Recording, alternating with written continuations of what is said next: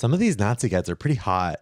Or nipple holes would be huge. Bigger. And living in New York, it bothers me that my dick and balls have a 3-bedroom. Yeah. And I have a wife.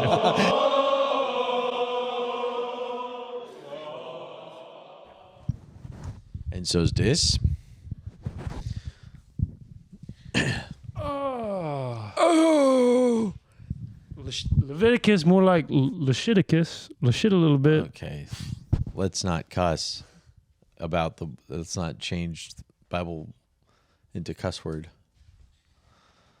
Leviticus. Leshit and cuss. Cuss. That word is a cuss. Leshit is cuss. Yeah, that's a cuss word. Wow. Okay. We don't like to swear. Welcome to another episode of Call Him Father. Apricot today. Apricot. How do you feel about apricot? Honestly, not that bad. I think if you gave me an apricot, I'd be like, no, thank you. But in LaCroix, I think it's acceptable. Frankly, you could probably make a poop flavored LaCroix, and you'd be like, poop bubbly. is nice. I'd be like, it's not this. It's when poop you eat is really it, it's refreshing. gross, but when you drink it, it's better. Yeah, it has a nice smooth chocolatey finish. If you added bubbles to urine, I think you could sell it. I honestly think that is exactly what carbonated coconut water tastes like. Have you had carbonated coconut water? I don't think I have. No. And by the way, I like carbonated coconut water. You know, people are like selling Sydney Sweeney's bath water. Someone should get her. That is just a fat guy's bath water. That's just bath water. Okay, well, it's not called Sydney Sweeney a fat guy. Come on, she's not a fat guy, but I'm saying there's no way of verifying that. I'm saying let's do the same with her pee. Did you read my diaries while I was gone? No. One of my dude. That would ruin our friendship. That's one of my biggest fears. I really feel bad for Anne Frank. Can you imagine you read all that stuff about how you're jacking off in the top floor? And yeah. Some of these Nazi cats are pretty hot. She was whacking it a lot, but she was 14. Yeah, of course. Of course you're whacking it a lot when you're 14. But that's a real memory jack. Like you think she was just beating off to life before the Nazis? No way. I think it makes everything kind of hotter, honestly. Like if you're hiding in an attic and you're like, and you're just like a literal head turn away from your grandma. Oh, absolutely. You have to keep it down. And then a Nazi finds you and then he goes, have sex with me or I'm going to turn you in. And you go, no. 14-year-old girl. Yeah, exactly. Yeah. And then he's or else I'm going to turn. And then he comes by and like keeps them hidden and he ends up falling in love with her a little bit. And so he doesn't want to tell, but then his dad is like, you need to up your Jew quota or whatever. And then he's like, do I turn in Anne Frank, my love? Sure. Who's also blind and deaf? Oh. Wow. That's a much better journal. Yeah, I should have written that. I should have written Anne Frank's journal. If Josh had the Diary of Anne Frank by Josh Creedon. By Josh Creedon. It would be a lot better. There'd be a happier ending, hopefully. Same ending, but the way you get there is really, whoa, that was hot. That was steamy. Yeah. Steamy in that attic. Kind of like more of like a steamy teen fiction, like if Twilight met the Holocaust. Hey, ChatGPT, make Twilight and crossover with Anne Frank's diary. Yeah, exactly. Yeah. Damn. He was a Nazi and a werewolf. The vampires of the 1940s. The vampires? Yeah. Okay. Yeah. The Nazis are the vampires. They're very pale. Yeah, they live a long time. They live long. They're doing dark magic. They like South America. Yeah, do not the vampires like South America? I'd imagine so. They probably like a lot of places. Maybe it's too sunny down there for them. I would think they would summer in Antarctica, and maybe winter. Winter in Alaska. Those are the short days. I don't know which one we're switching up. But you guys get it. That's when you'd want to winter. Yeah, you've already left. You can't see our feet. If you're a vampire, yeah. It's true. Okay. Well, how are you? I'm doing fine. I made a good decision last night. You did, and I was proud of myself for that. So, it's funny. As I was going to ask you. You didn't ask God about that decision. Oh, I did. Oh, you did? I did. But Alex Mahaney was the real truth of... Well, he was the impetus. I was like, I want to go. And I like felt my stomach be like, ooh, that would be fun. That would be so fun. And then I told Alex about it. And he was like, no, don't go to that. And I was like, okay. And then I prayed about it. And I was like, God, what do you want me? And just the frustrating part was before I was even done with the prayer. It was like, No. no. Yeah. I was like, no. And I was like, well, hold on. Let me finish. Yeah. Let me finish. Hey, should I go? No. And I was like, okay. And then I said, God, if that's what you want me to do, then give me peace about that decision. Asking in 40 different ways. Yeah. No, I said, if you don't want me to do this thing, then give me peace on the decision to not do that. Also no to that. No, but no, he did give me peace about that. And I was like, okay. And later in the night, I was like, oh man, it was such a good thing that I didn't go to that. Sure. And there's a part of me still that's like, oh, I kind of wish I went. But ultimately, I'm like, no, that was a wise decision to not. Yeah. Wisdom never feels great. Wisdom is avoiding bad. I think that's mostly what wisdom is. It's not I mean, that's a lot of wisdom, I think. I think there's positives and negative. Like you do wisdom and you refrain from foolishness. But I think wisdom feels good long term, you know? I think that's what wisdom is. But I think a lot of the times it's not about feeling good, it's about not feeling bad. Like it's a lot of it. I'm not saying all of it, but a lot of it is like, because immaturity and non-wisdom is doing the thing. Yeah. Which usually makes a mess. That's true. And a lot of wisdom is not doing the thing and not necessarily getting a direct benefit, but not getting the mess. Yeah, I guess wisdom is keeping your room clean. Yeah. You know? It's not like, yeah, my room is super. It's just like, well, yeah, it's clean. Like my life is it's fine. Supposed to be. I could worry about other things. It's not like a sexy, fun, exciting story. Right, exactly. Just a clean bed that when you get home is like, oh, that's nice. Yeah, I think that's a lot. Wisdom is that a lot of the times. I think there's... But sometimes, wisdom is like, buy Google in 1999. Yeah, wisdom is being able to apply intelligence and moral code and a lot of other stuff. I mean, I don't know. Wisdom is very complex, but I think like last night, that's a wise thing to say. The wise decision was very boring. Yeah. And it sucked because it's like, and I had a good night. I went to the bar. I went to watch the game with Alex and Luke and Fran, and it was fun. But it was just like, oh man, I wish I wanted to feel something, It's like, God. But a lot of times when you go looking for a feeling, you feel that for a second and then it turns sour immediately because then you don't know what you're going to learn. You don't know what you're going to feel. Sure. You go and you feel something, you're like, oh no, this is actually way worse. It's like, yeah, steer clear, stupid. You got to learn that a couple million times though before you. Yeah, I know. Do it. Well, now here's the problem: is because in my head I'm like, all right, so I was wise then. Now I can be foolish later. Oh, nice. It's like no, just keep practicing that wisdom. Or you know what? Keep asking for help. Keep it, yeah, from friends, and the big man upstairs. Oh, I think that's maybe that's my least favorite way to refer to God. A big man upstairs. The big man upstairs. Yeah, like every sports player calls him that. Like, big how did you pull it out of your pocket to hit a home run tonight in such a clutch situation at the bottom of the ninth? Well, I got to give it up to the big man upstairs. He was watching over me. It's like, why do you have to call him that? Probably because if you play like baseball professionally, you're frozen at 13 years old. Yeah, probably. Everything you've done since 13 has been for baseball. Yeah, the big man upstairs was like, gang, gang, swing away. Yeah. So I did. And yeah. If I made it like in comedy, like at like 16, yeah, I'd probably be praying to the big boobs upstairs. It's just a different. Whoa, I've never thought of big boobs as like a separate entity that could gift you something. Yeah. It's kind of interesting. I mean, I don't believe in that as a god. The land of milk and honey. It's breast milk. That is true. What if honey came out of nipples? That'd be slow. I bet sucking power would be through the roof, like those kids who's if you're sucking at that, you gotta suck age. Honey. That's so hard. Or nipple holes would be huge. Bigger. Yeah, that'd be disturbing. A lot bigger. Dude, seeing like lifesavers through every girl in New York's shirt during the summer. Oh God, it's nipple season. Dude, I wonder who the first girl is that just decides it's nipple season. Who's the first girl that's like today? She's like Puxatawny Phil for sluts.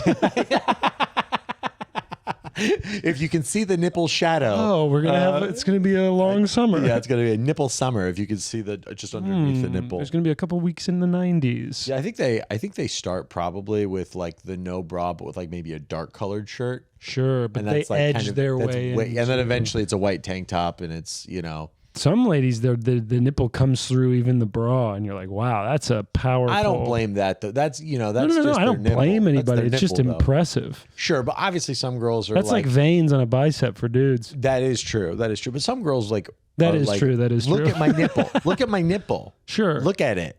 But I think it is more comfortable to not have a bra on. Oh, I totally believe that. So it's like kind of like a double whammy. It's like if me not wearing boxers made my dick pop out and I was proud of my dick, it'd be a more comfortable solution where I could advertise the goods. Okay, well, do you think girls are proud? I mean, proud of their nipples?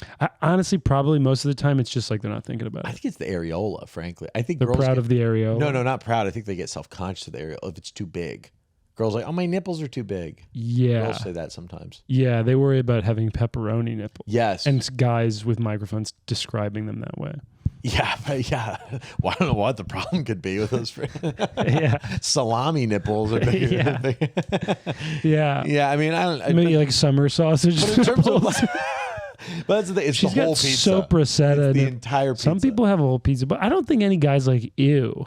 No, I don't think guys like ear to that. But I was thinking about because you're saying if it made your dick look good, you're thinking about your dick outwardly. Because I don't think a girl is like, look how pointy my nipple is. Like I don't think that's. Yeah. I think they're more concerned about the areola than the actual nipple portion. Yeah. And right. guys, Which you can't see through a bra. Right. That'd be disturbing. That if you could see an areola through a bra, if a girl had like topographic map titties with like highest elevation. Yeah. Yeah, that would be no good. But I think I don't think that's their main. And yeah, like you said, you can't see that through. But if they could, they would if they could, dude. Let me tell you that they would if they could. These girls, they would show off their areolas. Absolutely, yeah. The thing that they're self-conscious about. If they had good ones. If they had good ones. If they had good areolas. I think that happens though. Girls have good areolas. But again, guys with dongus love a nice pair of gray sweatpants. Yeah, that's interesting. They just they show people it hanging around. Yeah.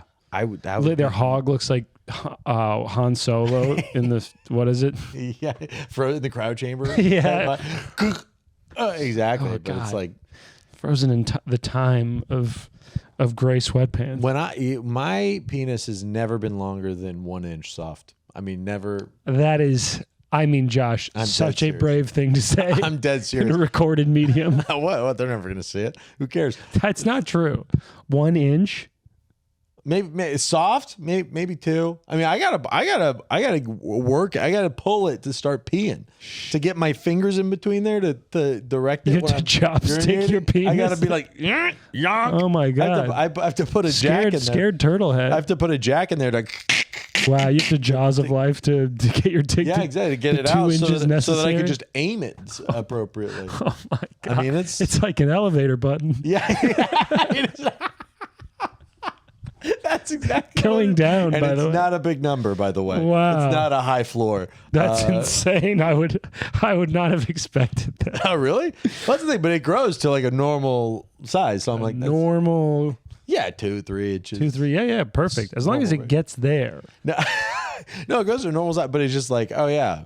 It's a real. You're truly a grower. I mean, oh, absolutely. Wow. Yeah. Dude, to wear my sheath underwear, which has a separate window for your penis to separate it from your penis and balls, I have to pull my penis to get it to go through the window. It's crazy that my underwear is like, your penis isn't big enough to wear this underwear. Wow. Even your underwear is like too small to ride this ride. Yeah, basically. You must be, yeah. I mean, I have one pair of sheaths. I keep my wangus in the hole. I do not like it. Oh, I like it. I don't like the separate but equal treatment of my balls and dick and taint. I like them. I don't like that my package has more rooms than I do. Yeah, you do.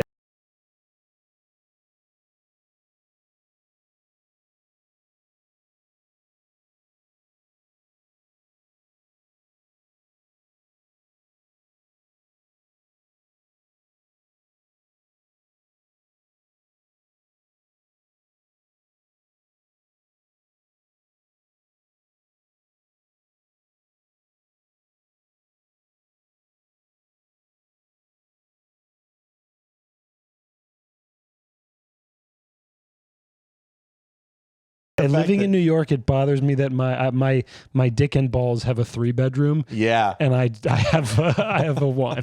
Yeah. I don't have a 1-bedroom. I'm in a studio. Yeah. I literally have 1 room. Yeah. Yeah. But I will say, keeping the Trinity separate, I think is cleaner. Oh, it's way cleaner. There's something about not like having a barrier for this is a nasty episode. Having a barrier for farts to not enter to the penal chamber. Oh, actually, I never even thought about fart because I don't really fart too much. So I think farts. Your anatomy is just blowing my mind right now. Dick to butt, you are. You and me are very with the exact opposite. He's got a large resting dong. Mine gets hard and it gets small. It turns.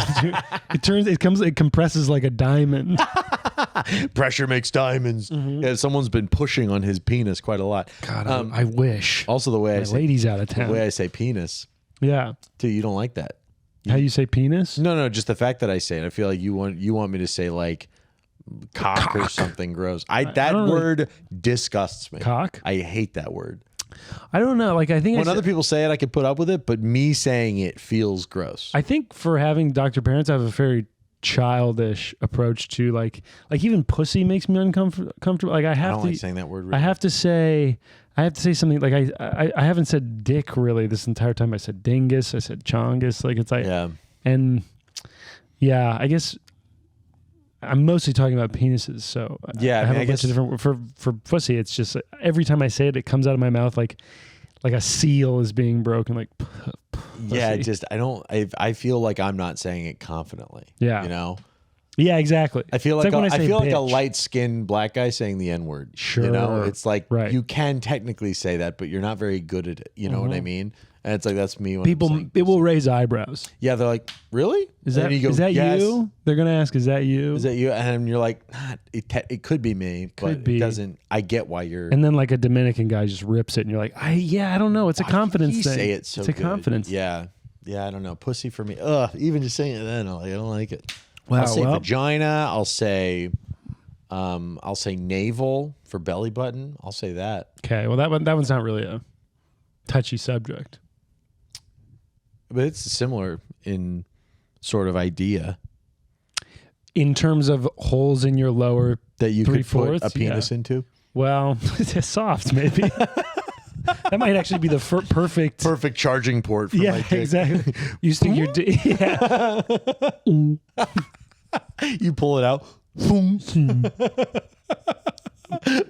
Battery going to 10% immediately. Yeah, exactly. Oh no! Or you have to shift around a little bit to really get the right angle. Is there some lint in here? I made a damn little sketch about that. It bombed. About what? About like trying to get the G spot. Oh yeah. And I thought it was so funny, and and the internet said no. They said no, we don't like you. Well, maybe the internet hate you. Maybe the internet just didn't see it. The internet sees everything. That's a good point. That's kind of that does kind of suck. The internet sees it, and then they're just like, "We're gonna put this back down." Yeah, like they pick it up, and they're like, "We're not gonna." We need to move on to like people with Down syndrome playing baseball. That sounds so wholesome. Is it t-ball or is it baseball?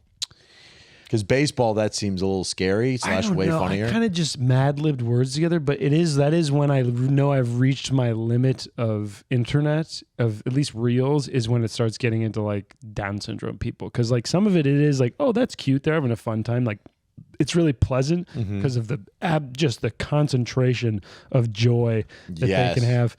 But then the next thing is like, this is more making fun of. It's a delicate balance. Yeah. Here's the thing, though. I will say this. I have never once... The only time I've seen a non-retarded person be as happy as a Downs person is when, like, a soldier came home and surprised them. That's the only time I've seen someone look retardedly happy. That's... Most of the time. And Downs people is that way just, like, all the time. Seeing a M&M with peanut in it. It's like a squirrel, and they're like, what? Yeah. I haven't seen you for 9 months. I feel like that is how the Dalai Lama feels. He's just a little bit more contained. To be fair, the Dalai Lama looks like he has Down syndrome. No, he doesn't. Dude, have you seen He looks like a wise turtle. You're saying that doesn't look like someone with Down syndrome? No. I think all turtles look like they have Down syndrome. He's got a little bit more open not eyes. Turtles, tortoises, I think. Yeah. Tortoises do look like they have Down syndrome. And they're not moving too quick either. Also, by the way, twice, I was doing sound at church today. During sound check, the woman leading the singing was talking about going over the bars and stuff. And she said, and on the last line, let's just retard that right there. Just No way. I'm dead serious. She said 2 or 3 times, meaning to slow down. That's innocence. I could be innocent. She but needs friends. Also, it could be music speak too, which is a different world than ours. So I think in music speak, it is used way more often that way. Retard? To retard, yeah, to slow down. That is, I think I said this last time. That is a vocabulary word I got in high school. Yeah, I know, but it's like there's enough. Everyone knows. Everyone knows. There's no one that is escaping that particular social. I think correction. It's so contextual that it was natural there. You know, if she said the other one that means stingy, that word, you know what I'm talking about? It just is the N word basically. Oh. N-wordly. N-wordly, yeah. If she said that means stingy. Yeah, it means stingy. Interesting. Which is funny because if she said it in that context, if she said it in like a stingy towards way, the end of the song, let's get a little with our breathing, let's get a little this way to really just draw it out. Yeah, that would be like, okay, all right, ma'am, that's such a bummer for that word. Oh, absolutely. Totally separate, but they have to be connected. I mean, I genuinely think they're not connected at all. Really? Yeah. There's no way. I mean, if anything, the other one is a Jewish slur. Well, that's like, I think miserly is connected to. Anyway, rate yourself. We're already at 20. Oh, sorry. I think that's for the YouTube chapters, so it can go, okay, this sound is when they start talking about their spiritual journey. Each chapter setting just said burp. Yeah. Burp. We got to start doing those so people can skip. I think spiritual, I'd probably give myself like a 5. Like a 4 or 5 maybe. I'm on days when I'm diving in to the word and I'm praying a lot more, I'm trying to write more as prayer. Like, I think that's, and I'm trying to listen more too, instead of just like talk, and then just walk away, you know? Exactly what I just did? Well, no, but you didn't talk to me. Like, that's true. I didn't even do that part. Yeah. If I was talking to you and then I walked away, that'd be like, it's like really just listen and try to understand what God's telling me. And then also follow through with that, which is why last night felt like a win. Because I asked him what I think he should do. Sure. Actually take the advice. Yeah, I actually did it, which is so funny because it's like, I just feel like such a child all the time too. It's like, what should I do? And someone's like, not that. You should do anything else. And then I go, I think I'm going to do it. And it's like, okay, shut up. Why are you even asking for advice? You're truly just asking for validation, like so much of the time. And I just need to trust that what God tells me to do is going to be better than often what I want to do. Yeah. It just so often feels like it's a negative. Like it's a don't do this, don't do that. Like that's a strong one. And I go, okay, yeah. But then I'm like, what? I get nothing. Well, I do think that a lot of like health, first off, isn't even about make sure you do this. A lot of it is, well, first off, stop doing the unhealthy stuff. You know, I was listening to this guy, Ian McGilchrist, really interesting. I was talking to you about him the other day. Really interesting guy, not a Christian guy, but like a psychiatrist fella. And he was saying in therapy, within one session, a therapist might know what someone needs to do to like be fixed, but they're not in a mindset to hear that or do that. So a lot of times you work with them over months and months to get them to stop doing the destructive stuff. And once they stop doing that, then you build up the positive habits. Like it's such a long process. Yeah. You know? And so I think a lot of it is in the, okay, let's stop doing the destructive stuff first and then let's rebuild, that sort of vibe. Yeah. That's nice. But you know, when the times that I have been like, hey, what do I do? It feels like it's just my own. That's where it feels like just my own voice. Cause that's just as confused. When you're going through that process, what does it feel like? It feels like I get strong no's, and then when I'm like, okay, what do? I just get nothing. I will say, I think there's a lot of options. We have a ton of freedom to do things. Yeah, that's the problem. This is what I was just reading in Brothers Karamazov. I was just reading with this in the Grand Inquisitor. I need to double check my crotch because that one episode I had to freaking. You're editing it, so I don't think it's as bad because we're not. No, it's not as bad. And also that other one, those shorts were just brutal. We're kind of cut off in the crotch region. I guess that's kind of true. That's what I was talking about when Brothers Karamazov. When like the Grand Inquisitor, his whole complaint to Jesus in the story is, why did you give us this freedom? Mm-hmm. Freedom is such a burden. We don't want freedom. We want to be enslaved. Like humans want to be told what to do and we want to be safe. Why did you give us freedom? And the reality is we have so much freedom, and that's hard. But I also think it's really good. Like when we orient ourselves towards Christ, we still can do a lot. Like God didn't tell me go to the bar with Alex. It was like, it was just don't do this other thing. You know, Funny thing. That's a funny voice to hear.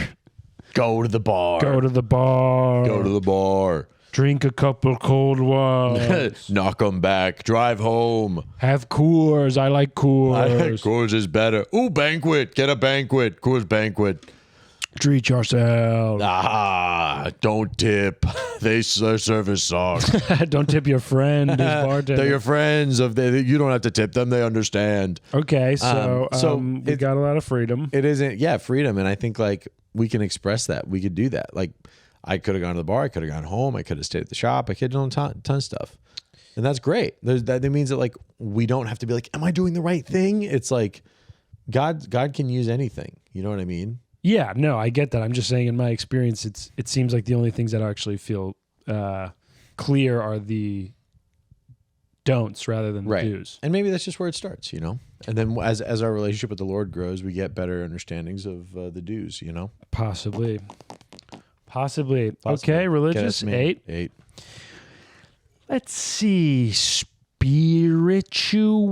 Don't know. Haven't been very active other than I've been a little bit better about praying in the morning and a little bit of meditation / yoga, but that's just because my damn back hurts. Awesome. Yeah. Yoga with Adrian, baby. I mean, if you're not going to watch this, go watch her. She's bare feet in those, I'd imagine. Yeah, but she is a girl, so that just imagine she's a... Sorry, fellas. Adrian can be a boy's name, so just... yeah, that's true, like a Spanish boy. Yeah, Adrian. I don't know. It's hard to put a number to. I guess it's, I would say, because it's so in the back of my mind, I wanted to go to a Quaker meeting today, but I stayed up late last night writing, and I just wanted to get some sleep. Mm-hmm. So, and then I wanted to wake up and do the reading. So I just didn't do it. So everything's kind of in the back of my mind. Have been a little bit better about praying. So I'll put myself at a 5. 5. 5.5. Yeah, 5.5. 5.5 for religion. Oh, religion generally. Religion generally. Sorry, I say that every. I feel like I know that I could have used the things that I would look at as religious traditions, like going to meetings or going to church or going to a Quaker meeting, but I didn't do any of those things. So it's hard for me to say. I'm like I know they probably would have been helpful, but I didn't do them. So it's hard to say like I'm in it. Let's say 5.5. Yeah, that's it. Well, that's interesting to say it that way because it's like if you believe that they would work, that almost in my mind puts you at the same level as if you did them. Like you're not experiencing the benefit of it. Can't go over 5 if you're not putting action behind your thoughts. That's what I think. Yeah, I guess that turns into a Jordan Peterson sort of like, what do you mean by believe? Oh God, I'm so fucking annoying these days. Yeah, he's becoming a lot the past number of years. Yeah. It's too much. You just got to remember the good times. You got to remember the 2016 personality lectures. Yeah, you got to remember those early Bible lectures were so good. I never watched any of those, just the personality lectures were great. Yeah, they were super good, man. So, especially since they were validating to me. Yeah. Oh, they made me feel so good about myself. That's all you want. Yeah. Oh my goodness, I'm on YouTube while playing Fortnite and he's telling me I'm a genius. Is that what he's telling you? Yeah. I mean, he's just talking about openness to experience. I took like the Big 5 test thing. Oh, you scored high on openness to experience? Yeah, I was in the 96th percentile. What? Yeah. But you hate new stuff. No, but a lot of it is like, it's not, I don't know. I guess the whole thing is openness to experience. But like in terms of openness, like curiosity, like interest in discovering different things, I'm like a curious fella. And like creativity and tied to stuff like that. Sure. I guess unless it's food. If it's food, if it's a lot of other stuff, I'm like, I don't need that. But in terms of like, I'm interested in hearing about stuff. I don't shut things down. I'm very ideologically curious. I I was very low on conscientiousness, though. I was bottom 11% in that, which that's bad because, I mean, that's basically just being like, you're lazy. Conscientiousness? Yeah, not conscientious in terms of like mindfulness, but conscientiousness in terms of like how hard do you work, how orderly are That's you. conscientiousness? Yeah, in Dude, terms of how it's a lot. If I were to be asked the definition of most words, I'd be like, I have no idea. If they were like used in a sentence, I would hit a lot of them out of the park. Yeah. But if they're like, what does that mean? I'd be like, I don't know. Yeah, the way it's defined in the Big Five is completely different, I think, than how it's colloquially used. But even if colloquially used, conscientiousness is like aware of what you're doing, aware of like other people too, and stuff around you. He's thoughtful. Yeah. That's but conscientious in terms of like if working hard, like work ethic. If I wrote the dictionary, what I'm saying is it would be like it'd be a vibe based dictionary. Instead of an equals sign for the words, it'd be like the wavy equals sign, and then kind of my face being like, it's like, it's kind of like when you're like, oh, maybe I shouldn't do that. Yeah. Use it in a sentence. Josh was very conscientious of how he should act in public. Yeah, that is a very good point because people think, oh, that's a good, but at the same time, if you don't know what conscientious means, that sentence could mean a lot of different things. Exactly. Yeah, totally get it. But anyways, yeah, I'm lazy. So anyway, yeah, you're right. Those were the good times with Mr. Peterson. But rest in peace. Rest in Peterson. R.I.P. JP.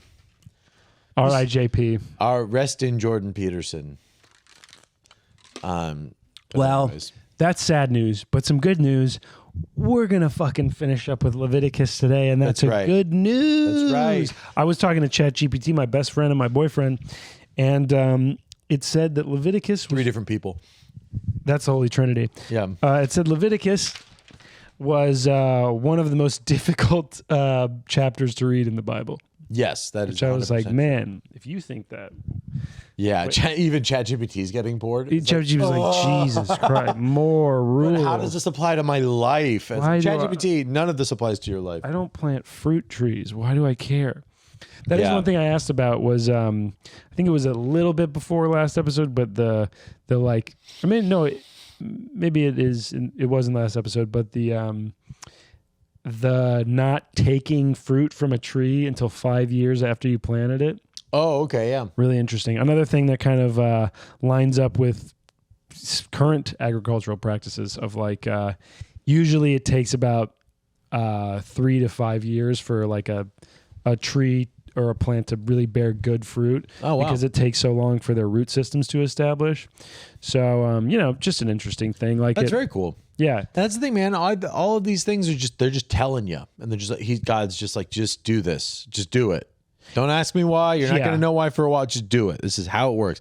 He's telling you the end of how we should act before, so we don't need to discover how, Yeah, but it's also like it's cool. It's an agricultural thing that can be observed over time. Of course. Yeah, but he's saying if they hadn't observed it because they just came out of slavery and they're like doing all this stuff brand new. Sure. God's telling them, he's like just let's cut to the chase. XYZ, pretty fun.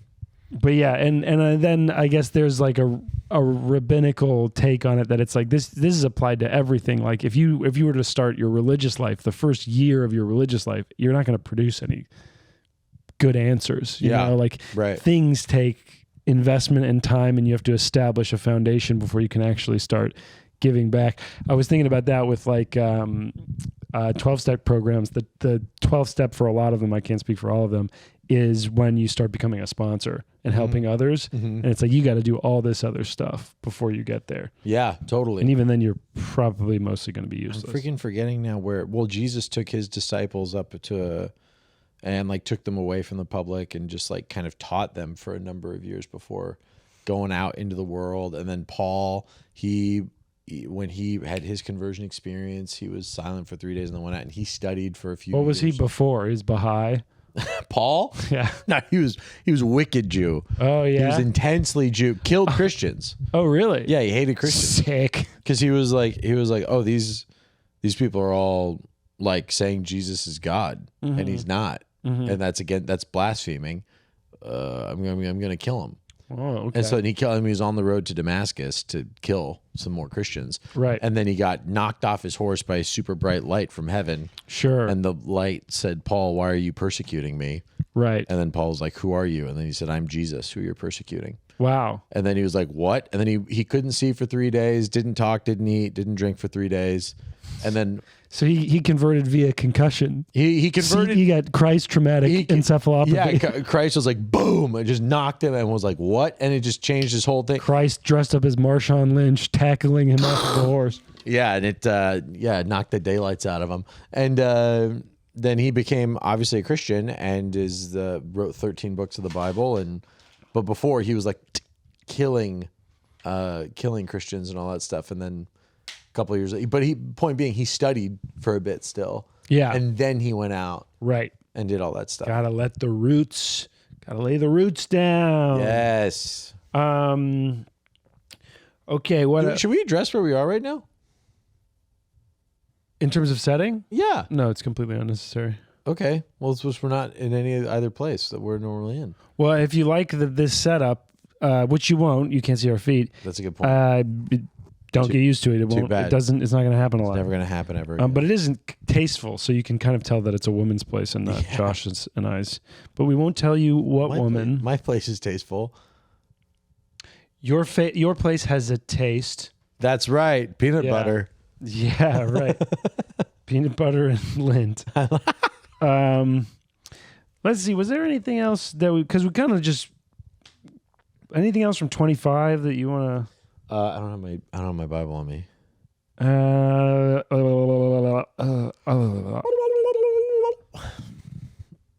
I guess there's the like redeeming of stuff, which I don't know. It ends with where it talks about how like the Levites can redeem, their vows. Are you talking about that's 27. That's 27. What fucking. Let's just move on. All right. Let's just move on. This stupid bullshit. It's so funny that you're like, well, let me go. Let's get out of here. Like, if you had just moved on, you wouldn't have been upset. I get upset. Well, you got to find out. Are you still upset from the other day, or you cooled off? Well, I was until you brought that up. All right. This is one thing. Is it's so interesting how like the things that upset me the most are so often based off of like. My ego having built these expectations of, hey, I did everything right in this situation. Right. It goes awry, and then someone accuses me of that. Yeah. And then I just get so fucking mad. But that's very vague, and I don't want to talk about it. But I am pretty much over it. All right. Because at the end of the day, what happens, and sometimes it takes 2 days to realize that. Sure, of course. 2 days of just being so angry at my uncle. Just. I got enough family tiff. That's all you need to know. Yeah. Okay. Blessings and curses. Blessings and curses. Number 26. This is a fun chapter. In fact, I'm going to go get the book. You talk. Yeah. So this one talks a lot about blessings when you're obedient, and also not curses, but repercussions if you're disobedient. Punishments. That's the word. Yeah, and a lot more detail in the punishments I found. I'm glad you pointed that out. It's like everything's the like rewards. Well, if you follow me, everything's going good, and that's kind of it. And then it's that's like about a paragraph. And if you mess up, dear Lord, pray for mercy. I'm gonna fuck you up. You're gonna get destroyed. There's some cool lines in here. This is in the blessings portion. So if you follow God's words and teachings, blah, blah, blah. He says, you shall chase your enemies, and they shall fall before you by sword. 5 of you shall chase 100, and 100 of you shall chase 10,000, and your enemies shall fall before you by the sword. Well, that's kind of a badass line. Also, there's some other stuff about... That is a pretty cool line. It is a pretty cool line. There's some other stuff about, you'll have... This is an agricultural community, so the rewards are like, you get nice... rain plants and then plants come up and blah blah blah. If you follow me, you'll get loads of baby's breath. You'll get and it will be beautiful. Wheat, and you'll be able to murder your enemies. You'll get wheat that could trade for brick or ore, and you'll have some sheep And we all know that brick is really most commonly the least available resource. So Really? brick. This is according to, what is that game that Anyone who's played Bridge to Catan. Terabithia? Yeah, there it is. Bridge to Terabithia. Sad movie, by the way. Oh. Yeah, I haven't seen it or read the book. I don't care. I read adult books like the Bible. Yeah. Good point. There is. Okay, so there's a lot of fucking. Oh, by the way, did you know that for a little period of time, people thought that Moses had horns? I had heard that. Yeah. Well, that's in a statue that Michelangelo made. Yeah, he's got horns. In his, apparently, it's like not anti-Semitic, but for a while it was there. There's a lot of debate about where it came from. There was this guy, I guess, like it's called the Vulgate translation, but this guy translated it. They think it might have been a positive thing, like horns weren't associated with the devil, which is like more of a New Testament idea. And then. But then they realized it was just mistranslated from like a halo, basically, like things so of funny. light. Yeah, the Vulgate was it the Latin or Greek translation of the Old Testament? Something like that. Latin Vulgate. Yeah. Yeah. Okay. Vulgate might just be language or something. Vulgate. Anyway, so yeah, Moses was basically Mr. Tumnus. Yeah. And then there's this short little paragraph about how it would be nice, how nice it's going to be. And then there's about 10 paragraphs about how God is going to really fuck you up. I mean, we're talking like you're going to get basically scurvy and AIDS. And then your town is going to be sieged and you're going to have to eat your children. Yep, your land's going to go away. The enemy is going to occupy your land and fucking laugh at you.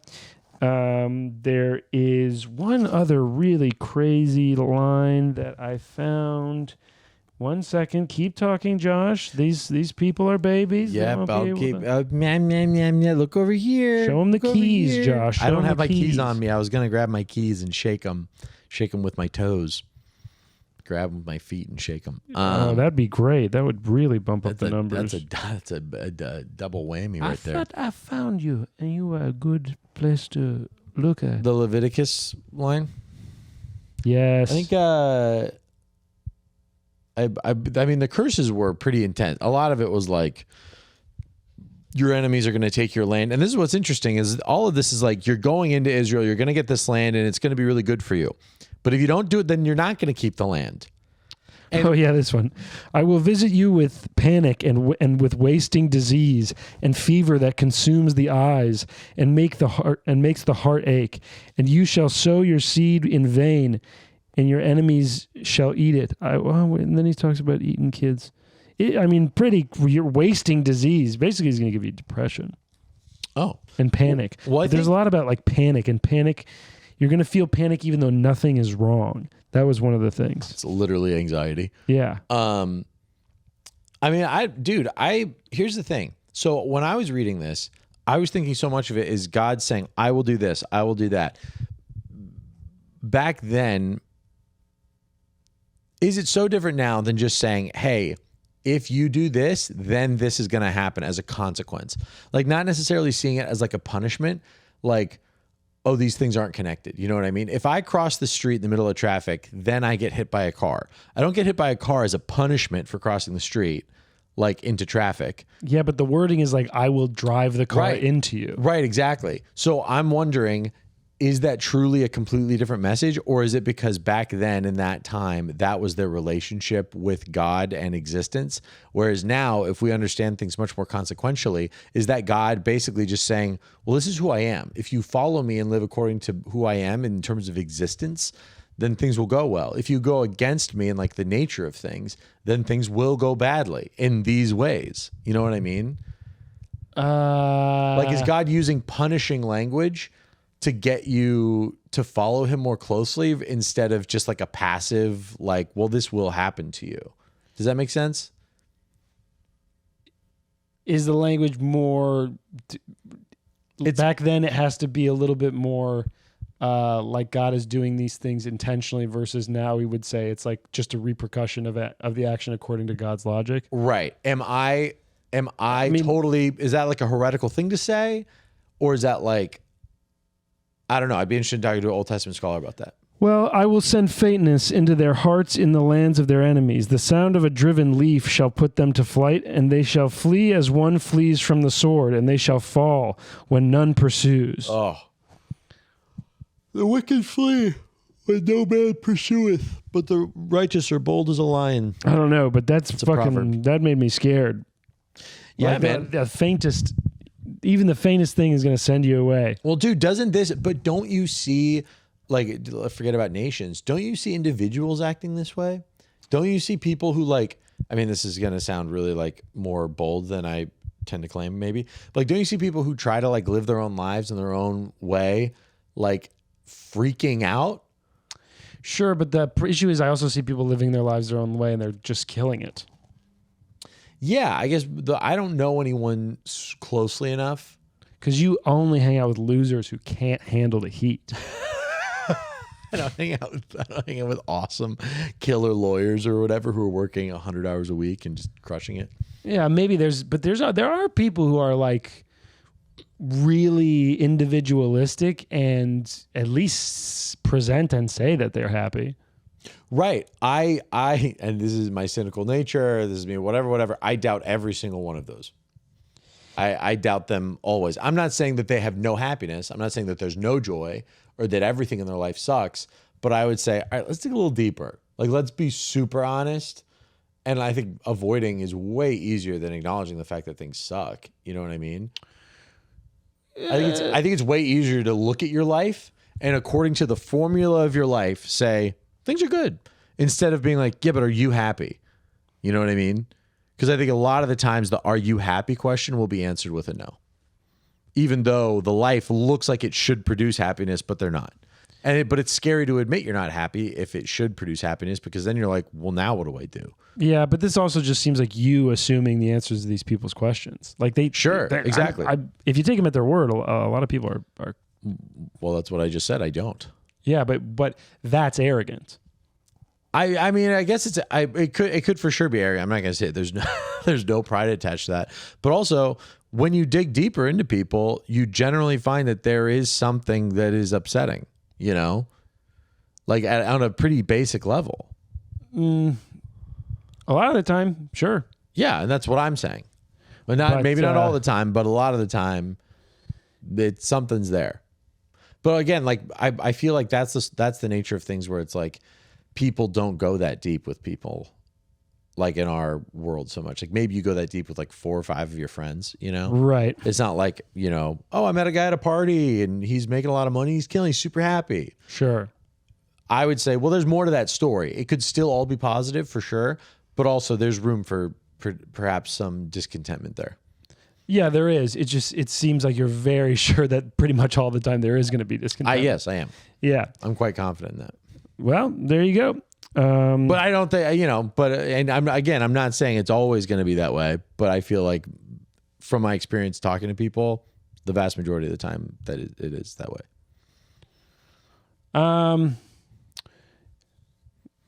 Yeah, maybe. But anything else you want to talk about this one?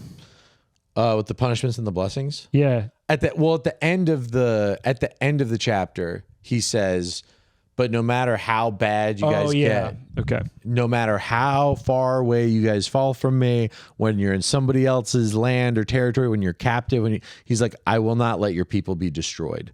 You can always come back home. He basically always says, if you can repent and give your hearts back to me, and I will restore you. And until you repent, I still will not forsake you completely. I will never let you be wiped off the earth, is basically what he's saying, out of remembrance of your forefathers. Mm-hmm. So he's kind of saying, I'm never going to let you guys be completely destroyed, which is really like, that's a positive, you know. It's a nice thing to have happen at the end of the, I'm going to fuck you up in so many different ways. Is like, yeah, but I'm never going to fully abandon you. Your leg's going to break, your arm's going to break, your hand's going to break, you're not going to die. But you're not going to die. Your kidney's going to explode. You might actually die, but other people might not die later. Your people group will not die. Sure, yeah. Yeah, which back then, I mean, come on, that's all you got is your people group.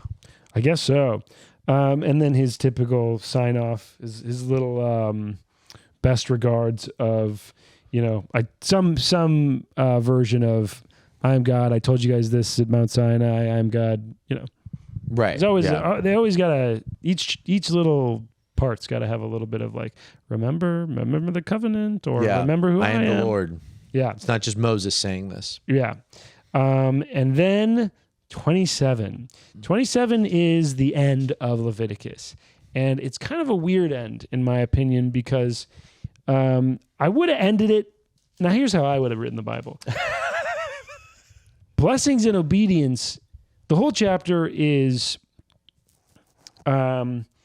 it's rules for how to live a good life, a pure life, an ethic, or a good religious life. And there's no difference there's no separation between the secular and the sacred. Everything is sacred, so everything you do is can or cannot be a sacred act. Right. And so here are the rules so that as much of what you do is sacred, so you can be holier to God or closer to God who is holy, which means he's completely apart from all this unsacred stuff that he's perfect.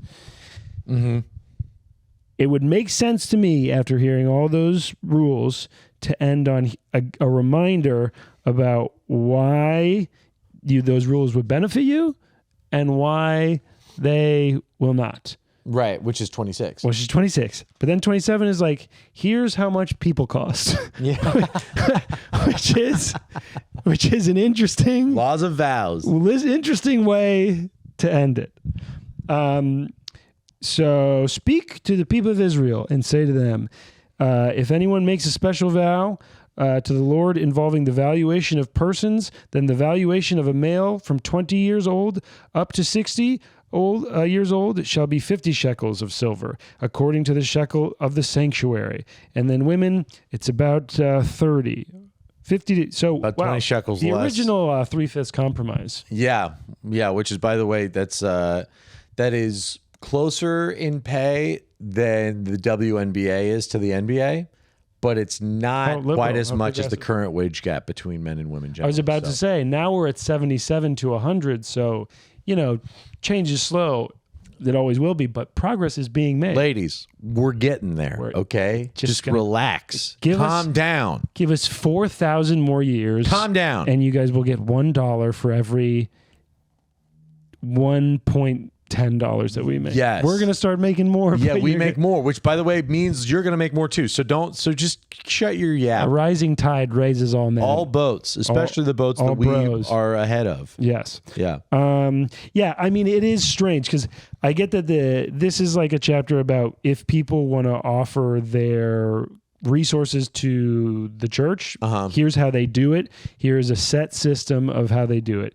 The church is not going to accept people, but you can give a price of a person and give like the clergy $50 for, I want to give myself or a dude in my family to the church. Okay, just pay us.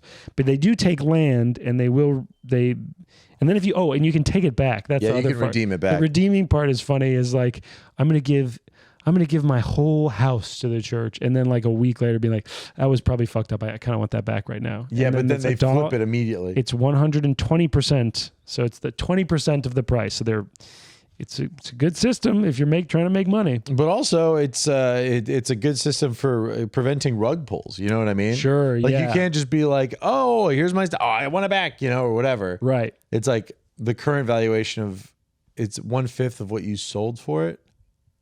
Yeah. I'm thinking of the markets as if it exists now. You know what I mean? Because it's like if you sold it to the house, or I guess you gave it, but then you want to buy it back. What if the market went down? But then it has to be what you paid for. What? Sorry. What it was worth at the time that you gave it to them. Save it for the economics podcast. Yeah, sorry. Business 101 was one of my worst classes in college. I'm serious. Hey, it's one of the worst classes. I was so bad at it. It's crazy. Yeah. So yeah, I just thought this was a weird addition to it, but I don't know. How do you feel about this chapter? A lot of this is about like half of that chapter is about how to redeem things back, right?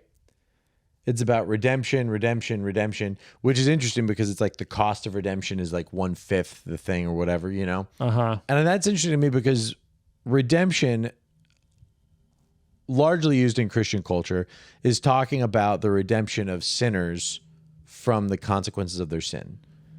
So it's like we are redeemed through Christ's death. Christ's death redeemed us. Like that was the price that was paid for our lives, you know? Yeah. So it is this sense of like, it is setting up this situation where it's like, well, things can be redeemed, but how? Like generally back then it was through a price, you know, and the price that Christ paid was so much more than like 20% more.